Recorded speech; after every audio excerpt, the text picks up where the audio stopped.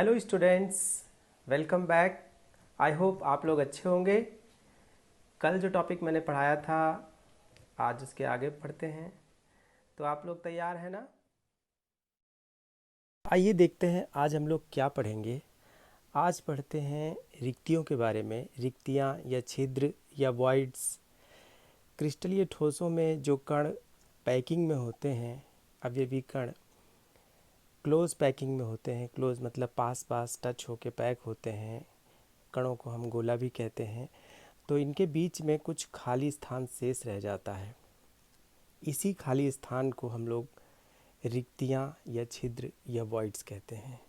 SCC में हम लोगों ने पढ़ा था कि 52.4% स्थान घिरा होता है। बीसीसी में 68%, एफसीसी में 74%। एफसीसी को हम लोग सीसीपी भी कहते हैं।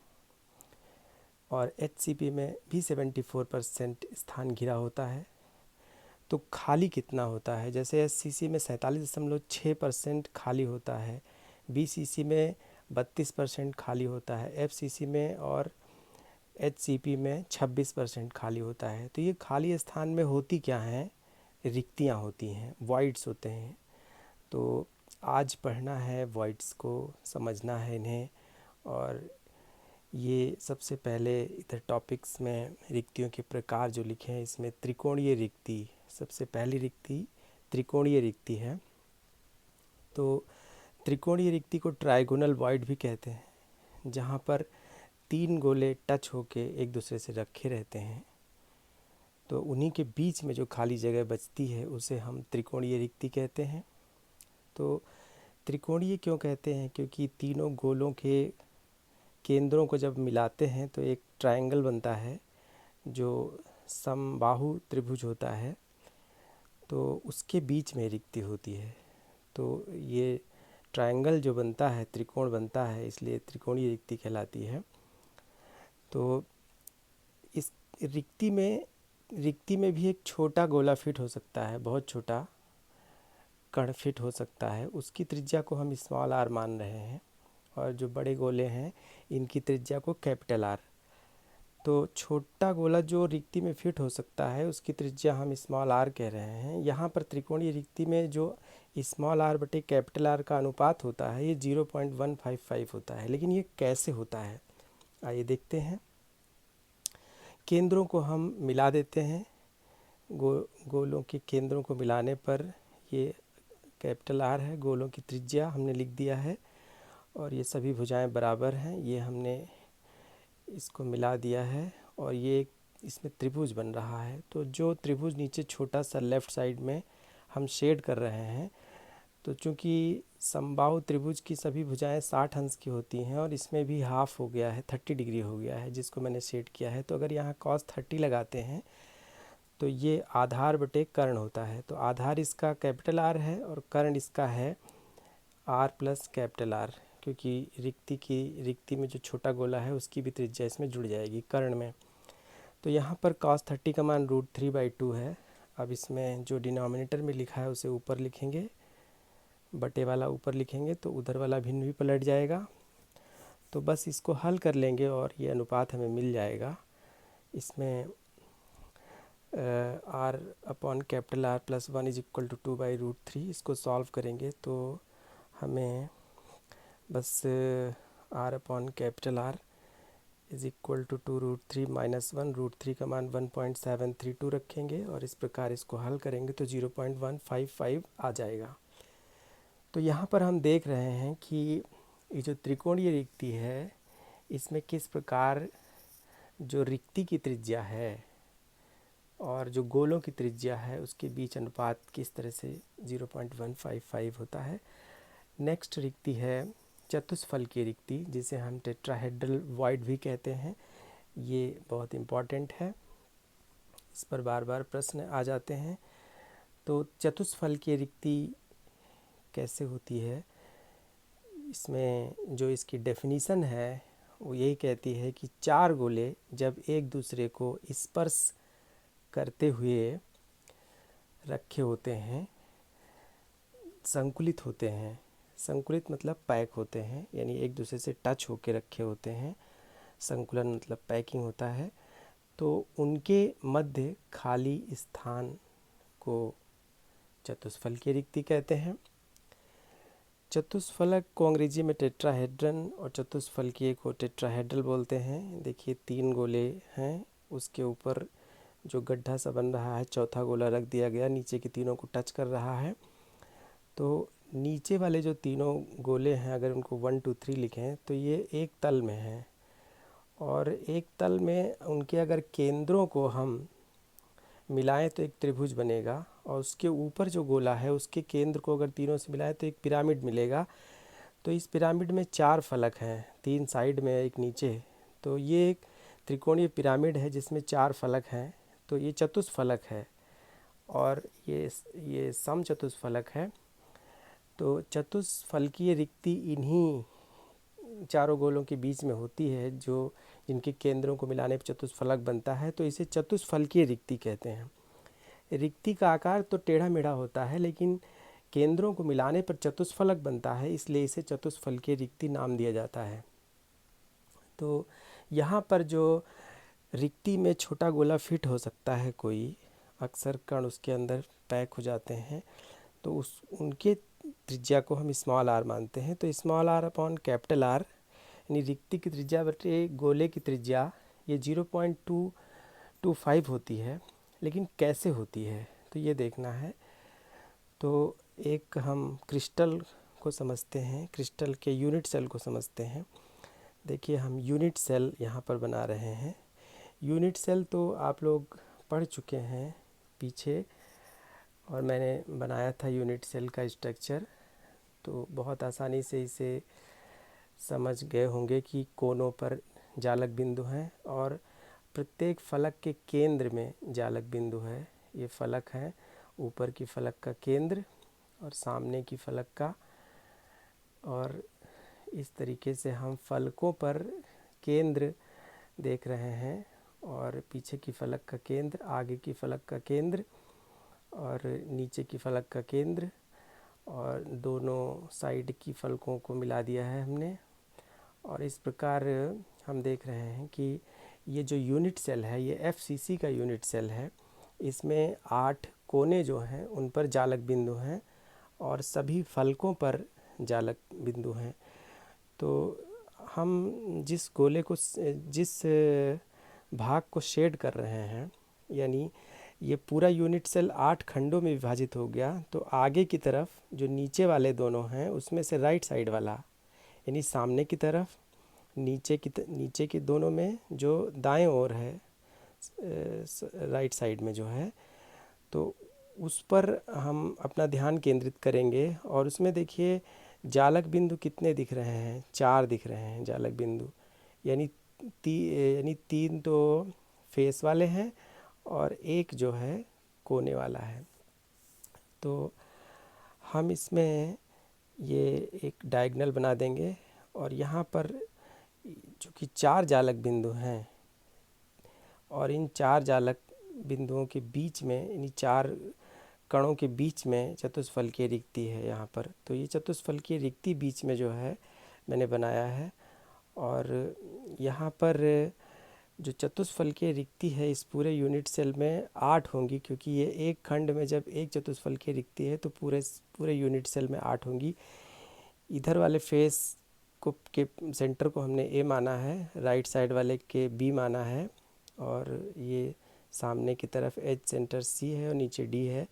तो यहाँ हम देखते हैं कि जो ए डी स्क्वायर है ये A B square plus B D square के बराबर है। अच्छा, यहाँ पर एक बात और समझने वाली है कि एफसीसी के यूनिट सेल में जो किनारे की लंबाई ए है, तो वो तो ए सब बराबर है क्योंकि ये घन है, लेकिन उसके हाफ को हमने एक्स माना है। तो यहाँ पर जो बी डी है वो कितना है, एक्स है, और बी सी और ए सी भी एक्स है। तो यहाँ पर A D is equal to इस तरीके से √3x के बराबर हो जाएगा, और ए डी में जहाँ ए पॉइंट है वहाँ जालक बिंदु है, लेकिन जहाँ डी पॉइंट है वहाँ जालक बिंदु नहीं है, लेकिन ए और डी के बीच में ये रिक्ति है। तो यहाँ ए से डी के ठीक बीचों बीच तक यहाँ आर प्लस कैपिटल आर होगा, तो वहाँ तक की दूरी जो है ट्वाइस हो जाएगी। तो ये ए डी जो है 2r प्लस कैपिटल आर है। और यहाँ जो ए बी है, यानी एक फलक से एक फलक का केंद्र ए, दूसरे फलक का राइट साइड वाले का बी, उसके बीच की दूरी को हम ए बी कह रहे हैं। तो ए बी स्क्वायर बराबर है A C square plus B C square, क्योंकि राइट ट्रायंगल है।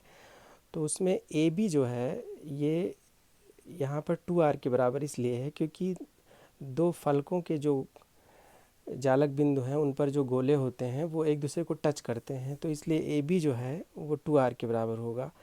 तो यहाँ पर x की वैल्यू 2r/√2 है, और फिर उसका मान हम यहाँ पर x की जगह रखेंगे। और x की जगह मान रखने पर जब इसे हम सॉल्व करते हैं तो r + r = √3/√2 r आ रहा है, और इसको हम कैपिटल R से डिवाइड कर देंगे पूरी इक्वेशन को दोनों तरफ। तो r/R + r/r = दिस मच। तो यहाँ पर r से भाग देने पर लिख देते हैं, और इस तरह से r कैंसिल हो जाएगा। यहाँ पर 1 को राइट साइड में ले जाएंगे और √3 की वैल्यू रखेंगे 1.732 और √2 की 1.414 - 1। तो यहाँ पर इसको सॉल्व करने पर 0.225 आता है। तो यहाँ पर मैंने बताया कि किस तरीके से चतुष्फलकीय रिक्ति में रिक्ति और गोलों की त्रिज्या का अनुपात 0.225 होता है। तो यहाँ पर इस एफसीसी के यूनिट सेल में 8 चतुष्फलकीय रिक्तियाँ होंगी। हमने एक को इस तरीके से प्रूव करके एक में बताया है, और इस प्रकार हम लोग चतुष्फलकीय रिक्ति को समझ चुके हैं। तो नेक्स्ट रिक्ति है अष्टफलकीय रिक्ति। और क्रिस्टल में जो अवयवी कण पैकिंग में होते हैं तो उसमें टेट्राहेड्रल वॉइड यानी चतुष्फलकीय रिक्ति भी बनती है, अष्टफलकीय रिक्ति भी बनती है। तो अष्टफलकीय रिक्ति को ऑक्टाहेड्रल वॉइड भी कहते हैं, और ऑक्टाहेड्रल मतलब अष्टफलक यानी 8 फलक। तो ये रिक्ति क्रिस्टल में अवयवी कणों के बीच जो पैकिंग होती है, उस पैकिंग में जहाँ पर 6 गोले टच होते हैं एक दूसरे को, उनके बीच में जो खाली जगह बचती है। तो यहाँ पर देखिए नीचे की लेयर के ऊपर दूसरी लेयर लगाते हैं, तीसरी लेयर लगाते हैं। तो मल्टी लेयर पैकिंग में नीचे यानी 6 गोलों के बीच में जो रिक्ति बनती है वही अष्टफलकीय रिक्ति होती है।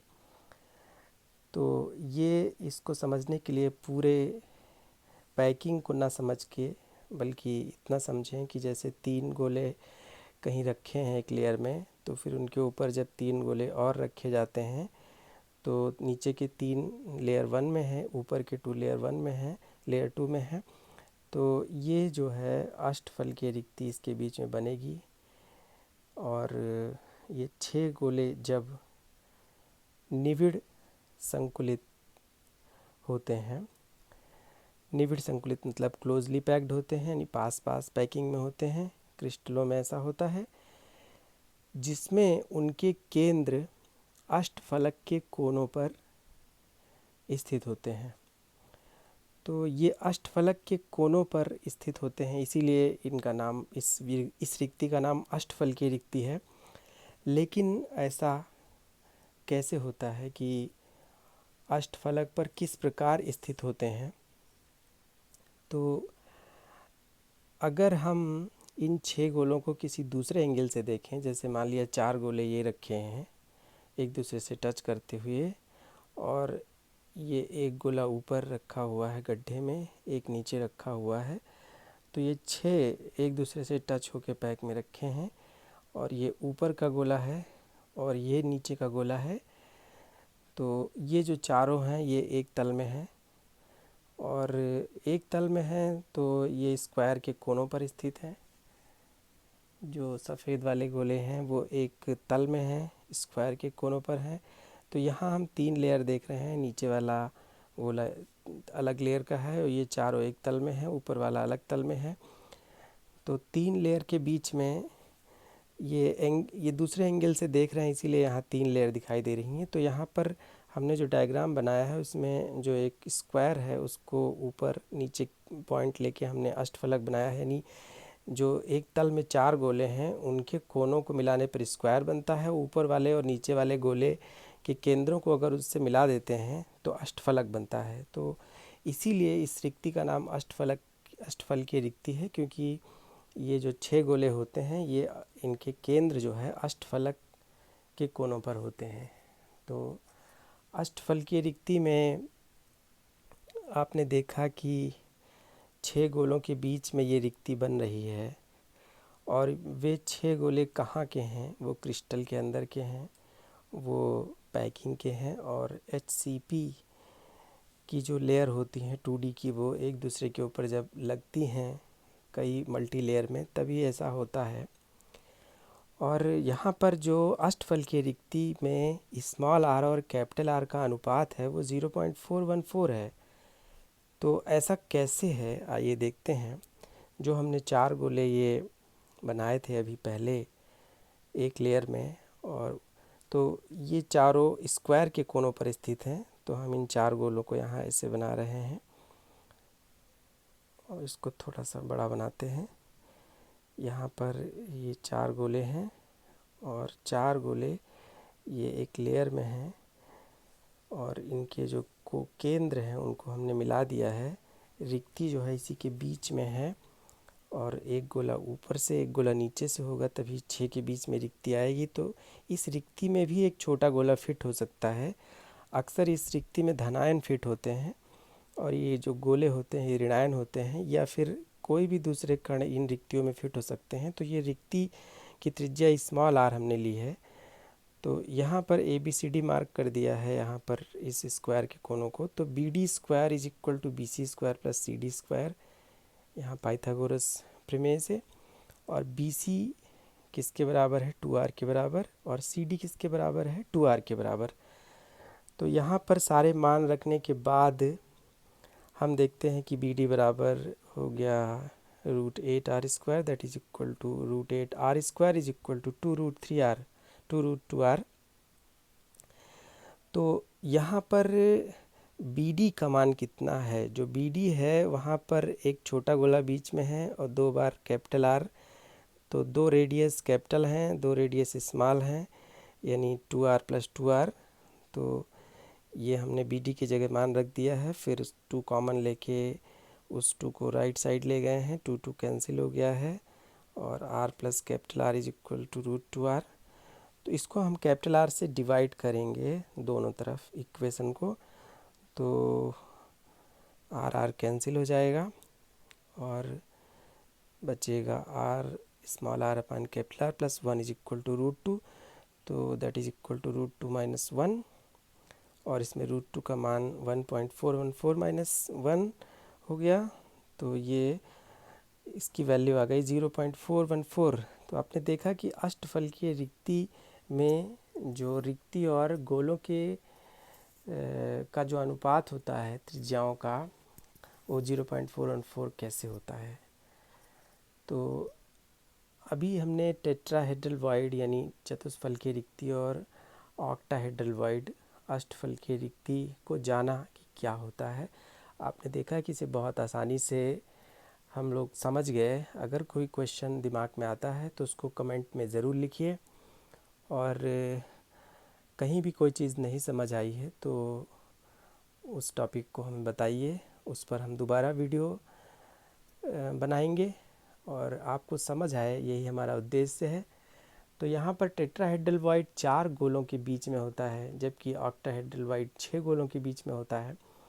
और सेकंड पॉइंट में हम देखते हैं कि वो जो रेडियस रेशियो हम लोगों ने डिराइव किया था, वो इसको दूसरे तरीके से ऐसे भी लिख सकते हैं, R/R दैट इज इक्वल 0.225:1, और इधर भी इसी प्रकार या करके हम लिख दे रहे हैं। तो एक ही चीज़ को दो तरीके से हम रिप्रेजेंट कर सकते हैं। और यहाँ कोऑर्डिनेशन नंबर 4 है, यहाँ पर 6 है, यानी जो रिक्ति है उसको 4 गोले टच कर रहे हैं। तो मैंने बताया था CN यानी कोऑर्डिनेशन नंबर यानी समन्वय संख्या, यानी कहीं पर कोई पैकिंग होती है उसमें किसी गोले के जो सबसे निकटस्थ पड़ोसी होते हैं जो उसको टच कर रहे होते हैं, तो टच करने वाला, जैसे हमने शेडेड वाले गोले के किनारे जो 6 गोले हैं, तो इसलिए इसका कोऑर्डिनेशन नंबर 6 है। तो इधर कोऑर्डिनेशन नंबर 4 है, क्योंकि रिक्ति को 4 गोले टच कर रहे हैं और इसको 6, तो ये दोनों में अंतर है।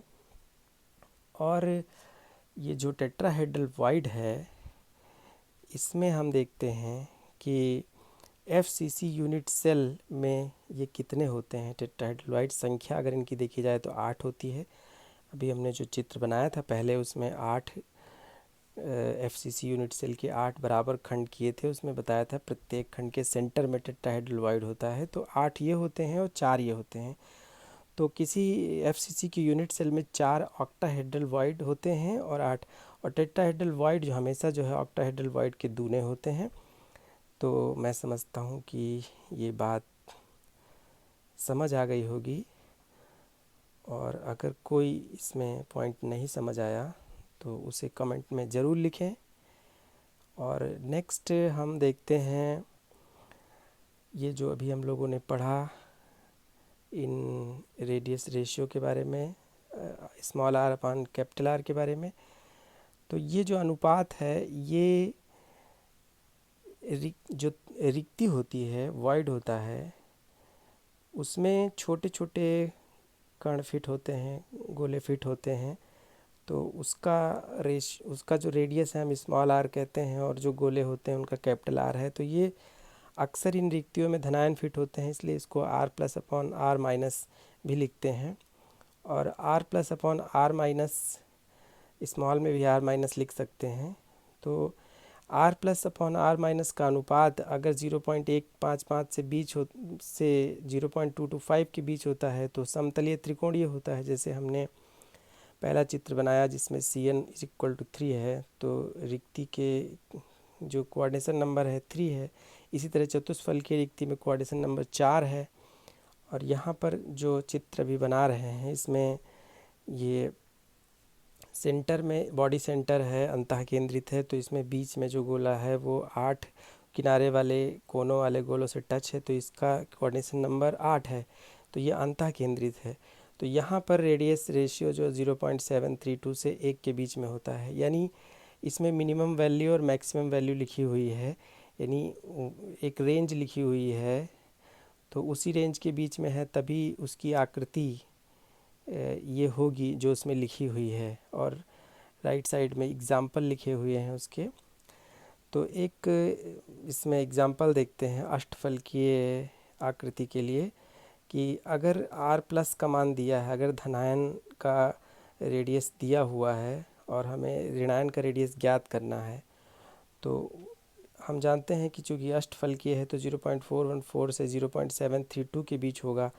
तो हमें अगर r प्लस दिया है तो r माइनस निकालना है, तो हम क्या मान रखेंगे? 0.414 भी रख सकते हैं और हम 0.732 रख सकते हैं, इसके बीच में ही रखेंगे तो तभी अष्टफलकीय बनेगा। तो अगर हम 0.414 रखते हैं तो इसका मतलब है कि यहाँ पर 0.414 तभी आता है जब धनायन का साइज़ कम होता है, ऋणायन का साइज़ अधिक होता है, क्योंकि वो न्यूमरेटर में है। तो धनायन का साइज़ कम होता है और ऋणायन का साइज़ ज़्यादा होता है। तो इसीलिए 0.414 अगर रखेंगे, यानी लेफ़्ट साइड वाला मान रखेंगे, तो मैक्सिमम ऋणायन का रेडियस आएगा, अधिकतम आएगा, और उधर वाला रखेंगे राइट साइड वाला तो न्यूनतम आएगा। तो इस प्रकार किसी न्यूमेरिकल में अगर हमें निकालना हो धनायन या ऋणायन का अनुपात में से कोई दिया हो, धनायन ऋणायन के रेडियस में से, और फिर निकालना हो कि दूसरे का रेडियस बताओ, तो उसमें मैक्सिमम जो पॉसिबल रेडियस है और मिनिमम जो पॉसिबल रेडियस है वो हम निकाल सकते हैं इस प्रकार से। तो आज के इस वीडियो में आपने इन सारी चीज़ों को समझा बहुत ध्यान से, और इतनी ध्यान से सुनने के लिए धन्यवाद। और नेक्स्ट वीडियो में हम फिर से मिलते हैं नए टॉपिक के साथ। और तब तक आपको अगर वीडियो पसंद आया है तो उसे लाइक भी कर सकते हैं, शेयर भी कर सकते हैं, सब्सक्राइब भी कर सकते हैं।